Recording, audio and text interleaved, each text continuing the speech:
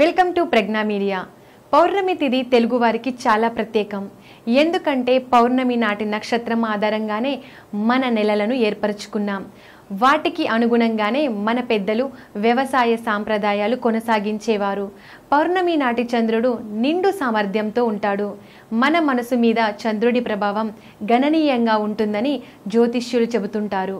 అందుకే పౌర్ణమి నాడు ఉవ్వెత్తున ఎగిసే మనసును స్థిరం చేసుకునేందుకు, దాని శక్తిని బలపరుచుకునేందుకు ఈరోజు జపతపాలు ధ్యానం చేస్తే మంచిదని చెబుతూ ఉంటారు. ఇక వైశాఖ పౌర్ణమి మరింత ప్రత్యేకం. బహుశా ఏ పౌర్ణమికి లేనన్ని ప్రత్యేకతలు ఈ రోజున ఉన్నాయి. వైశాఖ పౌర్ణమిని బుద్ధ జయంతిగా కూడా వ్యవహరించడం తెలిసిందే. ఈరోజు బుద్ధునికి మహాప్రీతికరమైన రోజు. ఆయన జననం, బుద్ధుడిగా మారడం, నిర్యాణం చెందడం మూడు కూడా పౌర్ణమి నాడే జరిగాయని చెబుతారు. అందుకే బుద్ధులకు, ఆయనను ఆరాధించే సకల జీవులకు ఈరోజు పరమ పవిత్రం. ఈ పౌర్ణమి విష్ణు భక్తులకు పరమ పవిత్రం. విష్ణుమూర్తి రెండవ అవతారమైన కుర్మావతారం ఈ రోజునే ఉద్భవించడం అందుకు కారణం.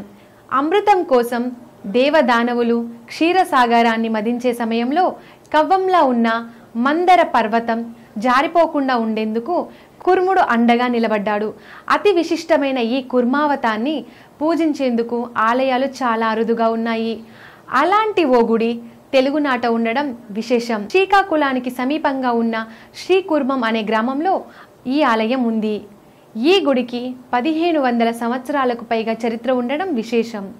వైశాఖ పౌర్ణమి రోజునే విష్ణు భక్తులైన అల్వారులలో ముఖ్యుడైన నమ్మల్వార్ జన్మించాడని చెబుతారు.